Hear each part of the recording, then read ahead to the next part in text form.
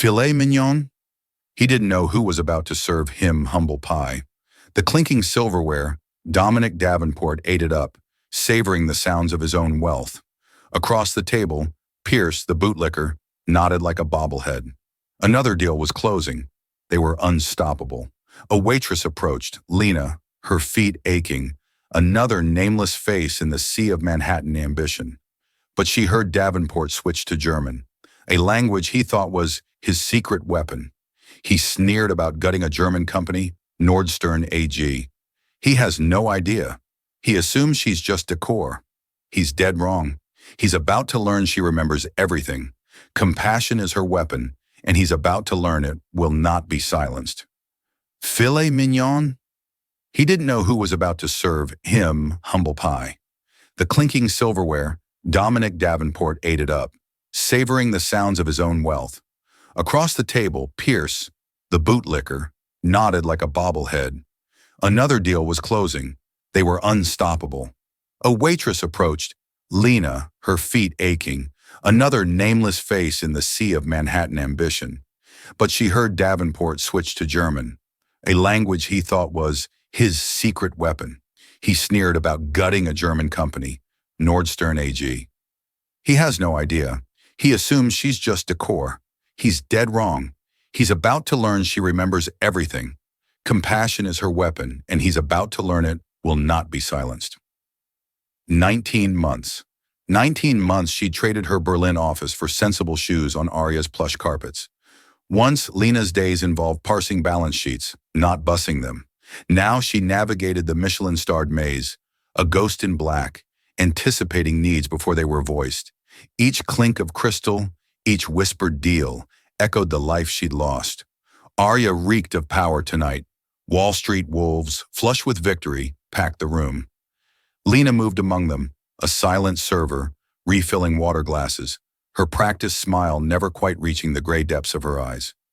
Maria, her manager, a tough woman with surprising kindness, had warned her, "Table 7, Davenport, steer clear if you can."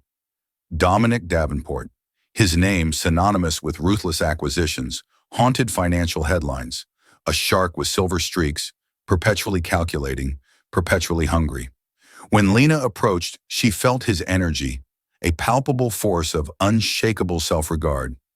He sat with two others.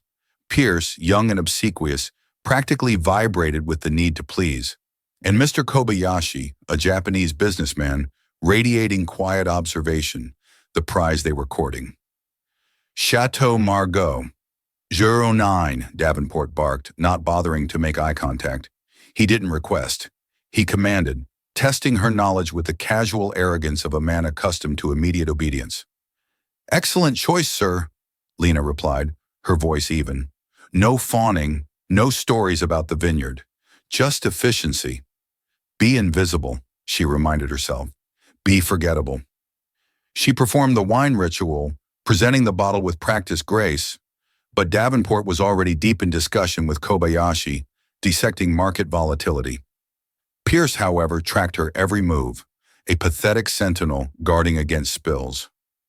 "The key to our strategy," Kobayashi, Davenport was saying, his English precise yet laced with contempt for those who hadn't mastered it, "is identifying undervalued assets burdened by inefficient management. We don't simply invest, we cleanse. We strip away the sentimentality, exposing the profitable core." Kobayashi nodded slowly, his expression inscrutable. "A philosophy of disruption, Davenport-san." "Precisely. Disruption is progress." He swirled the wine, inhaled, and gave a curt nod, a judgment passed not on Lena, but on the vintage itself.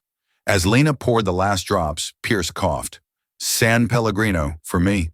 She nodded, turning towards the service station. Yet a nagging familiarity stirred. It wasn't just Davenport's public persona. It was the rhythm of his arrogance, a precise cadence she'd heard before. It reminded her of boardrooms in Berlin, of men carving up companies with clinical precision. She dismissed it. Just a ghost. Every powerful man sounded the same, didn't they? Her past was locked away. All she needed was to survive this shift, collect her meager tips, and vanish back into the anonymity of Queens. The meal flowed, a macabre ballet of consumption. Lena cleared tuna tataki, replaced it with the mains, filet mignon for Davenport, halibut for Pierce, miso glazed cod for Kobayashi. Davenport held court, his voice dominating. He wanted to impress Kobayashi. That much was clear. This deal, a joint venture targeting a German manufacturing firm, was significant. Suddenly, he switched to German, a private channel in the English-speaking storm. He likely assumed a waitress wouldn't comprehend the cutthroat language of Frankfurt finance. A girl from Ohio, maybe, dreaming of Broadway. He leaned forward, a conspiratorial glint in his eyes. Also, Herr Kobayashi, he began, his tone hardening, the board of Nordstern AG is weak, a collection of old men clinging to the past. Lena froze, polishing cutlery near the service station. The word struck her like a physical blow. High German, with that Hessian accent, the language of her former life. Her hands clenched around a silver fork. Don't react. You're invisible. Pierce, ever the sycophant, chimed in, his German less polished, more eager. Absolutely, we have internal projections showing a 40% reduction in operating costs. Project Chimera will be a masterpiece. Nordstern AG, Project Chimera. The names echoed in the ruined chambers of Lena's memory. Nordstern AG, the family-owned engineering firm she'd fought to protect. 3 years ago in Berlin, she had crafted their defense against a hostile takeover, a plan thwarted by leaked and altered data that destroyed her reputation. The aggressor? A shell corporation, its true backers hidden. And the code name? Project Chimera. Her heart hammered. It couldn't be a coincidence. The world of high finance was a small, incestuous village. Cold dread mixed with white-hot rage. These weren't just arrogant patrons. They were vultures picking at a carcass she'd tried to save. They were connected to the moment her life shattered. She had to stay calm, needed to hear more. She moved towards their table, feigning a water refill, keeping her eyes downcast, her face a mask. Davenport, now emboldened, gestured dismissively toward the staff. One must loiter, he sneered, a smirk playing on his lips. You just ignore these people. They're part of the decor.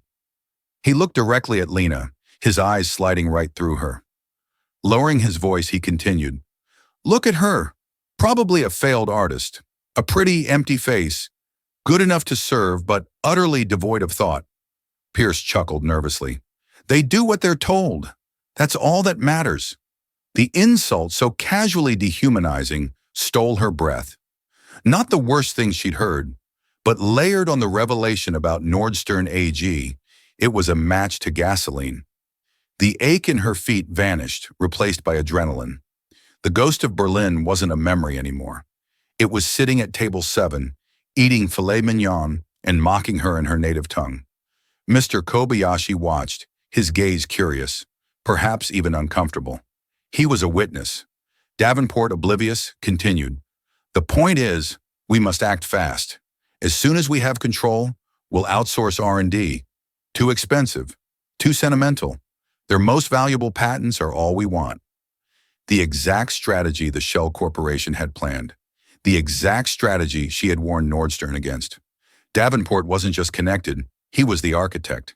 He'd hidden behind corporate secrecy, and now, thousands of miles away, he was laying bare his sins, assuming her ignorance. Lena poured the water, her hands steady. The humiliation, the years of struggle, the injustice, coalesced into clarity. She wasn't just a waitress, she was Lena Vogel, and she remembered everything. The rest of the main course was a blur. Rage simmered beneath an icy calm. An opportunity had fallen into her lap. Dangerous, terrifying, irresistible. Not revenge, justice. She served dessert, chocolate lava cake for Davenport and Pierce, yuzu sorbet for Kobayashi. The German conversation droned on, financial jargon and self-congratulatory laughter. Davenport boasted about a tech firm in Munich, trimming the fat, laying off hundreds before the holidays. Finally, the meal ended. Plates cleared, wine gone.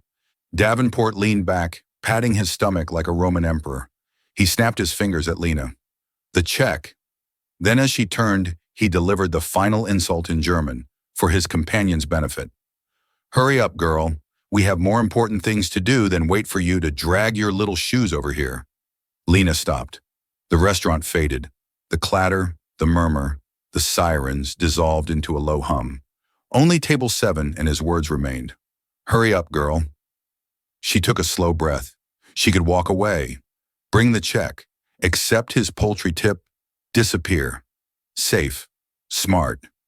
But 19 months of biting her tongue, of swallowing pride, of accepting injustice, was over. She turned back, walked to the table not shuffling, but with the confident stride she once used in boardrooms. No bill folder in hand. Her hands were empty, clasped loosely. She looked directly at Dominic Davenport, forcing him to acknowledge her as more than furniture. A flicker of annoyance crossed his face. Lena smiled, but not the waitress smile. This one was sharp, precise, devoid of warmth. And then she spoke, her German flawless, formal, academic. Entschuldigen Sie, mein Herr, Ihre Rechnung kommt sofort, aber ich muss Sie auf etwas hinweisen. The effect was instantaneous, seismic. Lena's opening remarks were polite, but the tone was firm.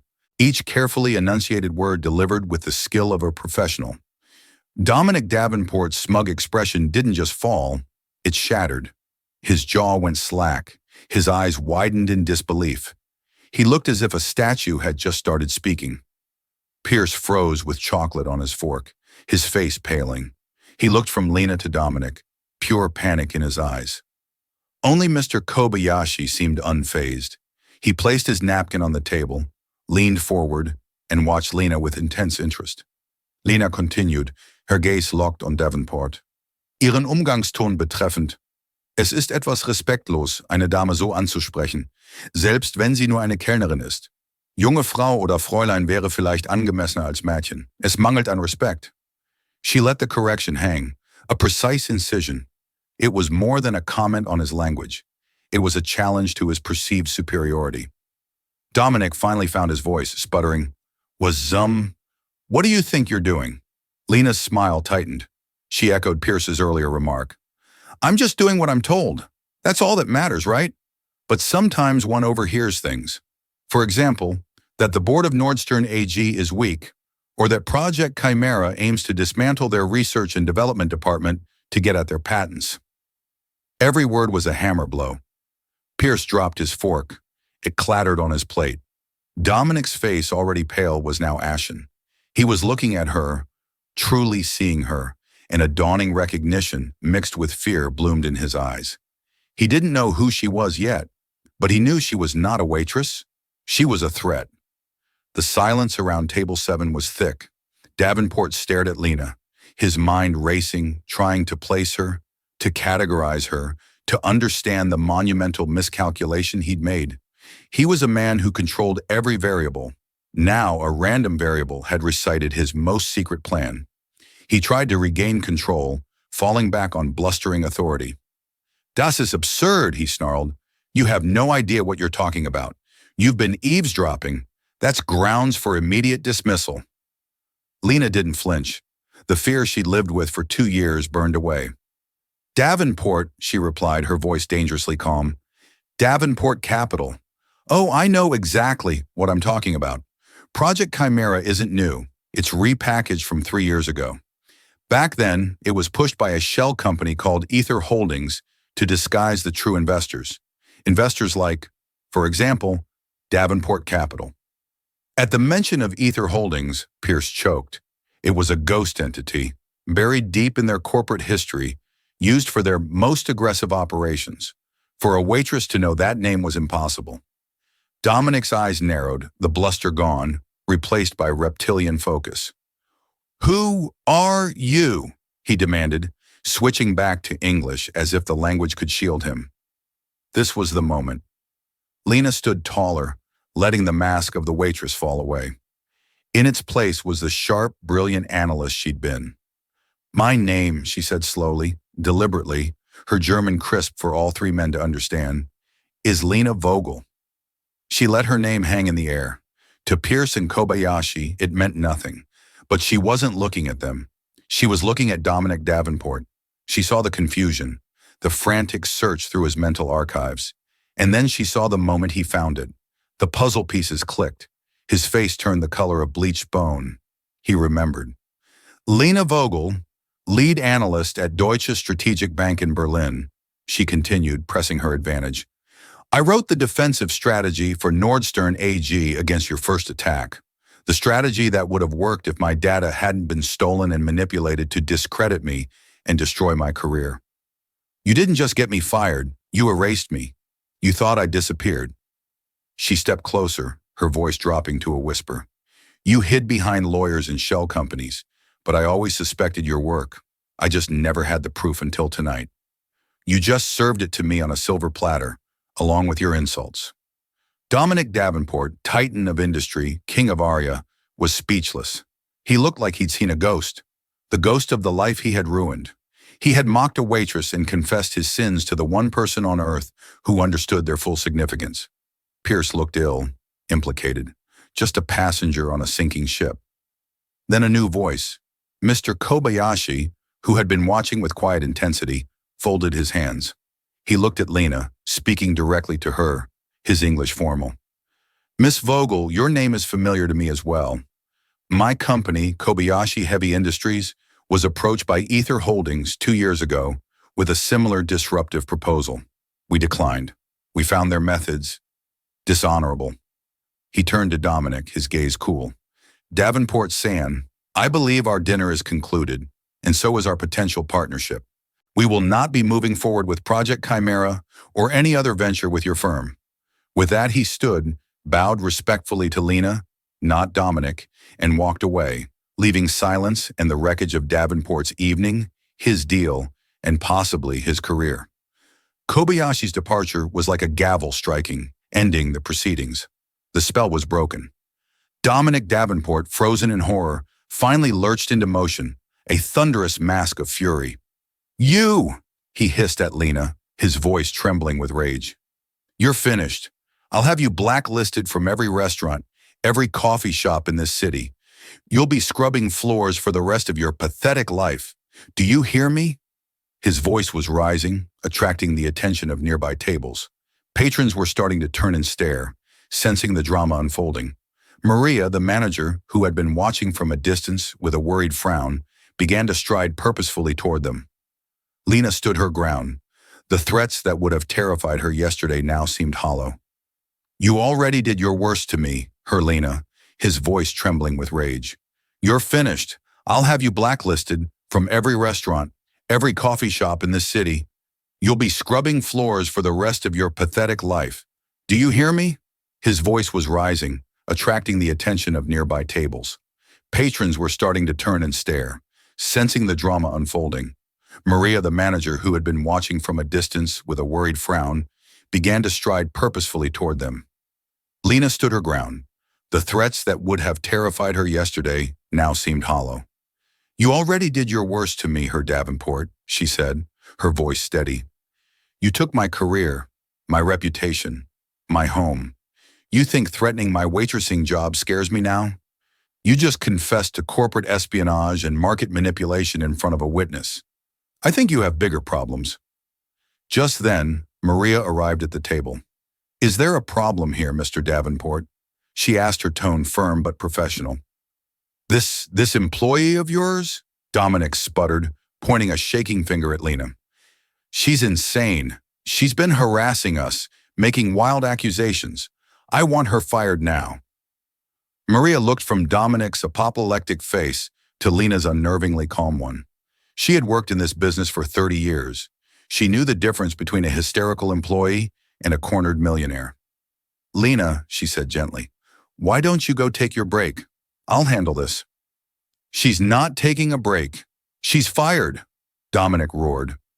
Actually, Lena said, unpinning the small magnetic name tag from her uniform. She placed it gently on the table next to the half-eaten lava cake. I quit. She looked at Maria with a small apologetic smile. I'm sorry, Maria, for the scene. Maria just shook her head slightly, a glimmer of understanding and perhaps even pride in her eyes. Go on, honey. It's all right. As Lena turned to walk away, a hand gently touched her arm. She turned. It was Mr. Kobayashi. He had waited for her near the restaurant's exit. In his hand, he held out a sleek black business card.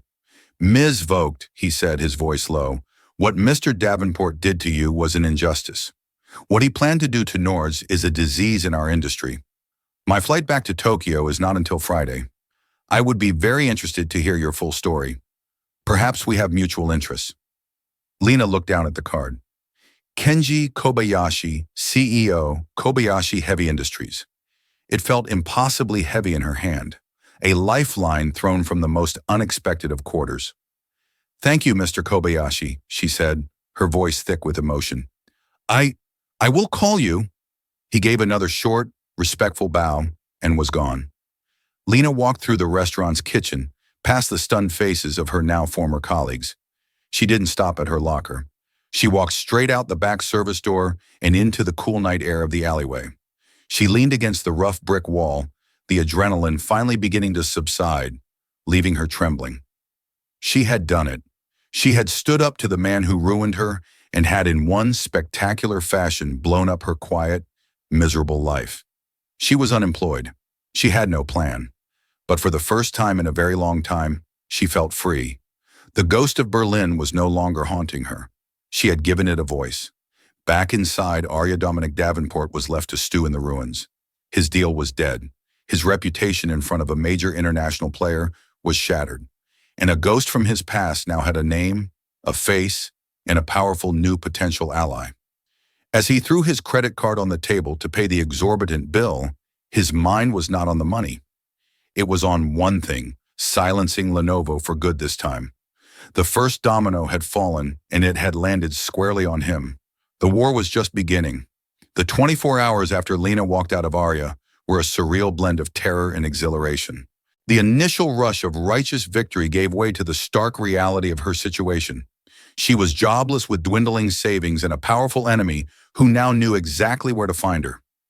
Every time her phone buzzed, her heart leapt into her throat, expecting a threatening message or a call from a lawyer representing Davenport Capital. She spent the first night sleepless in her small Queens apartment, the business card of Kenji Kobayashi sitting on her nightstand like a talisman. Could she trust him? His gesture seemed genuine, but in her world, altruism was a rare and often deceptive commodity. He was a corporate titan, just like Davenport. Sharks rarely defended the fish. They just competed over who got to eat them. By morning, resolve had hardened her fear. She had nothing left to lose and everything to gain. She took a deep breath and dialed the number on the card. A crisp, professional voice answered immediately. When she gave her name, she was put through to Mr. Kobayashi without a moment's hesitation. "Ms. Vogt." His voice was as calm and measured as it had been in the restaurant. "I am glad you called. I have taken the liberty of securing a conference room at my hotel. Can you meet me in 1 hour?" An hour later, Lena found herself not in a sterile conference room, but in a sprawling penthouse suite at the Mandarin Oriental overlooking Central Park. Mr. Kobayashi was there along with a sharp-eyed woman in her 50s, whom he introduced as Akari Tanaka, the head of his legal department. There were no pretenses. Lena spent the next 2 hours recounting her entire story, starting from her promising career in Berlin, her work on the Nord's defense, the sudden data leak, the doctored reports that pointed directly at her, and the swift, brutal way her firm and the industry had cast her out. She explained how she had fled to New York, taking on a menial job to stay under the radar, ashamed and defeated. Mr. Kobayashi and Ms. Tanaka listened without interruption, their expressions serious. When she was finished, Ms. Tanaka spoke first. "What you describe, Ms. Vogt," she said, her English perfect, "is a classic smear and acquired tactic.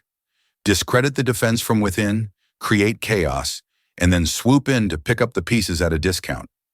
Ether Red Holdings was the legal instrument, but Davenport was the mind behind it. To prove it, we need more than your testimony. We need the original untampered data." "It's gone," Lena said, the old hopelessness creeping back. "It was on a secure server at the bank. After I was fired, my access was revoked and my files were archived, which means they were probably wiped." "Perhaps," Mr. Kobayashi said, leaning forward, "but men like Davenport are arrogant. Arrogance leads to carelessness. They may believe the evidence is destroyed, but digital ghosts are hard to exorcise completely. This is where we may be of assistance. He explained his interest was not purely altruistic. Davenport Capital's predatory tactics were a cancer in the global market. Kobayashi Heavy Industries believed in building and sustaining, not tearing down and selling for parts. Davenport's attempt to recruit him into Project Chimera was an insult to his business philosophy. Helping Lena was a matter of honor, but it was also a strategic move to eliminate a dishonorable competitor. "We have resources misvoked," Mr. Kobayashi stated plainly. "Technological, legal, and financial. We can fund an investigation. We can hire the best forensic data recovery specialists. But we need your expertise. You know where to look. You know the names, the file structures, the protocols from your time at the bank." Just as this new, unbelievable alliance was being forged, Lena's phone rang. It was an unknown number with a German country code. Her blood ran cold. She hesitated, then answered, putting it on speaker. "Lena Fisto." "Lena Fed, is that you?" The voice was old, crackling, and instantly familiar. It was Professor Alrik Brandt, her former mentor from her university days in Heidelberg, a man who taught corporate ethics and was one of the few people who had believed in her innocence. "Professor Brandt," she whispered, stunned. "My child, I have been trying to reach you for a year," he said, his voice filled with urgency. "I saw an article this morning, a small mention in an online financial bulletin. A partnership between Davenport Capital and Kobayashi Heavy Industries has been abruptly canceled after a dramatic dinner incident in New York. It mentioned Davenport by name. I had a terrible feeling it had something to do with you." "Professor Howe." "It doesn't matter," he interrupted. "Listen to me. After you were disgraced, I never believed it. I started my own quiet inquiries. I have a former student, a good man, who now works in the IT security department at Deutsche Strategic Bank. He always felt your case was handled improperly. We spoke last night. Your files were not wiped, Lena. They were placed in a deep archive, a segregated server used for litigation holds. They couldn't wipe them without creating a suspicious data gap. They are dormant, but they exist." Lena stared at the phone, her mind reeling. The one piece of evidence she thought was lost forever. The digital ghost Mr. Kobayashi had just spoken of was real. "There is more," Professor Brandt continued, his voice low. "The man who replaced you, the one who benefited most from your dismissal, was a senior analyst named Henrik Bauer. Bauer left the bank 6 months after you did. He now holds a very comfortable, very senior position at the European headquarters of Davenport Capital." The final piece clicked into place. It was an inside job. Bauer had likely been Davenport's mole all along. He had stolen and altered her data, framed her, and been rewarded for his treason. Lena looked from her phone to Mr. Kobayashi and Ms. Tanaka. Their expressions were grim, determined. The hunt was no longer just for a ghost. They now had a name, a location, and a target. A transatlantic alliance had just been forged, combining Lena's intimate knowledge, Kobayashi's immense resources, and Brandt's crucial intelligence from the heart of the old empire. The war against Dominic Davenport was about to go global. The next 3 weeks were a masterclass in controlled, relentless pressure.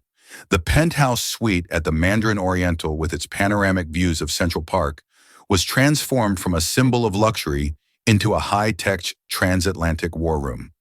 Whiteboards covered in timelines and names replaced expensive art on the walls. The quiet hum of servers and encrypted communication lines replaced the gentle classical music of the hotel. This was Lena's new office, and she had never felt more at home. She found herself at the center of a formidable team. There was Akari Tanaka, Kobayashi's head of legal, a woman whose calm demeanor masked a mind like a steel trap. She moved with quiet purpose, her calls to legal teams in New York and Frankfurt surgically precise. Then there was Silito, the forensic tech analyst, a young man who seemed to subsist entirely on coffee and instant noodles, his fingers flying across multiple keyboards in a blur. He spoke rarely, but when he did, it was to announce a breakthrough. Lena, for her part, was the heart of the operation. She was the institutional memory, the one who knew the names, the corporate culture of the bank, the protocols, and most importantly, the psychological makeup of the people who had wronged her. The weariness in her eyes was replaced by a sharp, analytical fire. Their first target was not Dominic Davenport, but the man who had been his instrument, Heinrich Bauer. Men like Bauer are driven by two things: greed and ego. Lena explained to the team, pointing to his photo on the whiteboard. He betrayed his firm for money, but he took my job for status. He'll believe his position at Davenport Capital makes him untouchable. That's his weakness. Ms. Tanaka's investigators in Europe began painting a vivid picture of Bauer's life. He wasn't just living well, he was living recklessly. They tracked his lavish spending through public records and discreet sources: a new Porsche, a weekend apartment in Zurich, an online footprint that showed a taste for high-stakes online poker. He's leaking money, Ms. Tanaka observed during one late-night briefing, pointing to a financial summary. His salary is substantial, but his expenditures are astronomical. He's supplementing his income.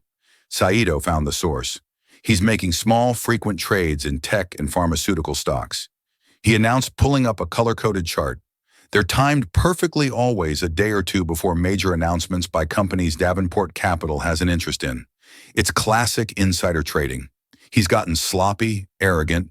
While the investigators built their case against Bauer, Ms. Tanaka launched the legal assault on Deutsche Strategic Bank. The initial response was a wall of corporate resistance. The bank's lawyers were dismissive, citing privacy laws and statute of limitations. Ms. Tanaka was unfazed. In a tense video conference with the bank's general counsel in Frankfurt, she laid out her position with chilling clarity. "Herr Schmidt," she began, her voice deceptively pleasant, "we are not on a fishing expedition. We have credible intelligence indicating that a former employee, Lena F., was the victim of corporate espionage originating from within your institution, leading to significant financial and reputational damage. We also have reason to believe the evidence of this crime is stored on a specific litigation hold server, serial number 7, Alpha Delta. Refusing a legitimate targeted discovery request will force us to file a motion compelling your cooperation.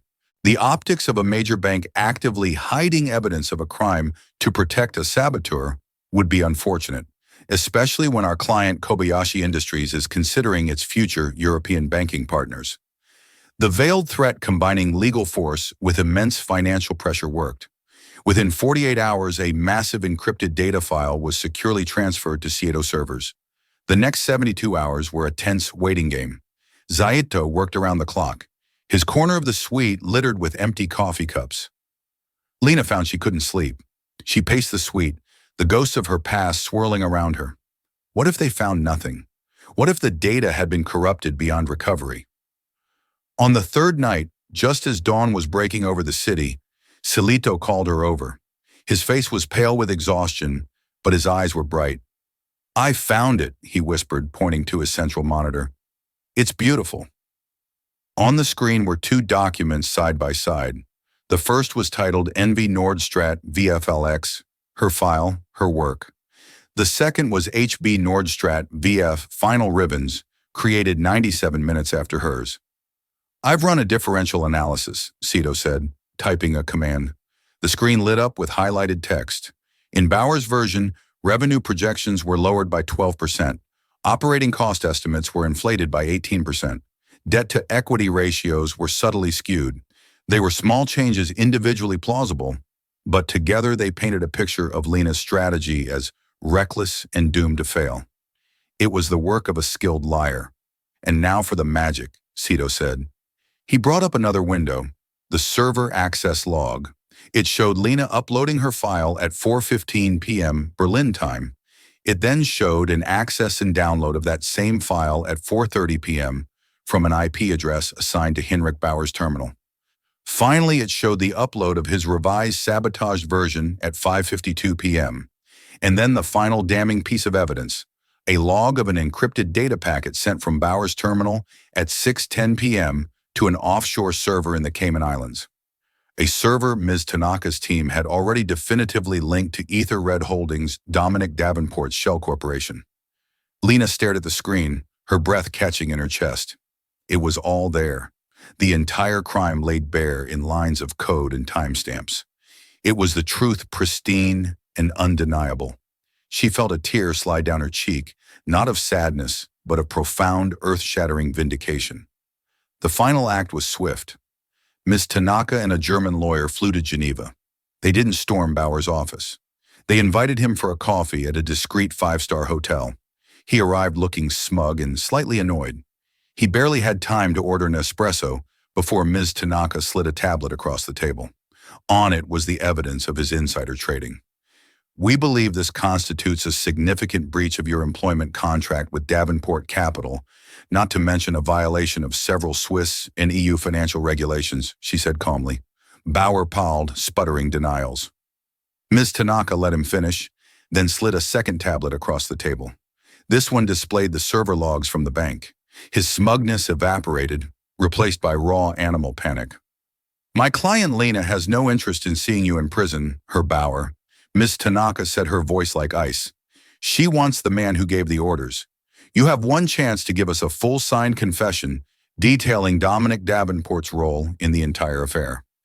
In return, we will provide this evidence of your unrelated financial activities to the authorities, who will likely be far more lenient on a cooperative witness than on a common criminal. Cornered and exposed, Heinrich Bauer broke completely. He confessed to everything. With Bauer's signed confession, the dossier was complete. They didn't go to the authorities first. That path was slow, prone to backroom deals. Mr. Kobayashi wanted a public execution. He personally contacted the editors of 3 of the world's most respected financial newspapers, the Wall Street Journal, the Financial Times, and the Handelsblatt. The entire package was delivered to them simultaneously with an embargo of 6 a.m. Eastern Standard Time. The next day, Lena was awake, watching the sunrise from the penthouse window when the first alerts hit her phone. The headlines were brutal. Davenport's deceit-leaked files reveal years of corporate espionage. The Nordstrom Davenport Capital framed an analyst to seize a German gem. The fall of a titan. The fallout was immediate and catastrophic. Trading on stocks linked to Davenport Capital was halted. The SEC, BaFin, and the Swiss authorities announced coordinated, wide-ranging investigations. Davenport's investors, the powerful men and women he had made rich, turned on him with the ferocity of a shark pack. The emergency board meeting was not a negotiation. It was an amputation. They severed every tie, clawed back every bonus they legally could, and threw him out to face the consequences alone. He was a pariah. Lena watched an interview with a visibly shaken board member on TV. We had no idea, the man lied. Dominic Davenport acted alone. His actions are a betrayal of everything we stand for. A week later, a formal settlement offer arrived from Deutsche Strategic Bank. It was a 9-figure sum, a number so large it seemed unreal. It was hush money, an apology, and a restitution all rolled into one.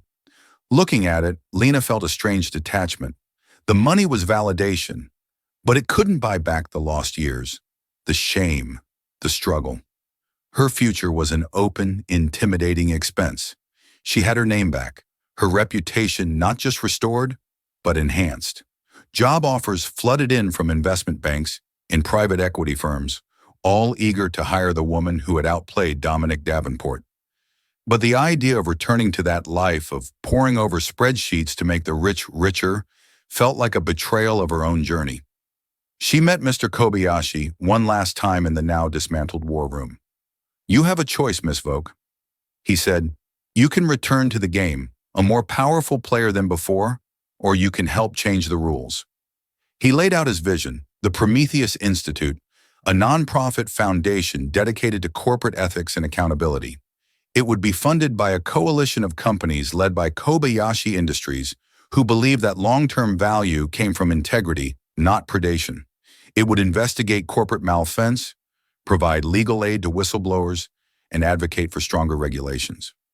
I need someone to lead its European operations, Mr. Kobayashi said. Someone with the skills of an analyst, the heart of a survivor, and the courage of a fighter. Someone who understands exactly what we are up against. Lena looked out the window at the vast city below. She had come here to disappear. She had been a ghost, a whisper. Now she was being offered a sword. She would not be analyzing companies to acquire them. She would be analyzing them to hold them accountable. She would be the guardian she never had. A slow smile spread across her face. the first genuine, joyful smile in years. "Mr. Kobayashi," she said, her voice clear and strong. "When do I start?" That's the incredible story of Lena V., a woman who reminds us that strength and intelligence are not defined by a job title or uniform. It's a powerful testament to the fact that you never truly know the battles the person standing next to you has fought or the hidden power they hold within. Lena's story is about more than just revenge. It's about resilience, the reclamation of one's identity, and the surprising alliances that can form in the fight for justice. It shows that even in a world that seems to be dominated by the loud and the arrogant, a quiet, steady voice speaking the truth can bring down an empire. If you were inspired by Lena's courage and her fight for what is right, please show your support by hitting that like button. Share this video with someone who needs a reminder of their own inner strength. And for more true life stories of incredible twists of fate and triumphant underdogs, make sure to subscribe to our channel and ring that notification bell. Thank you for listening.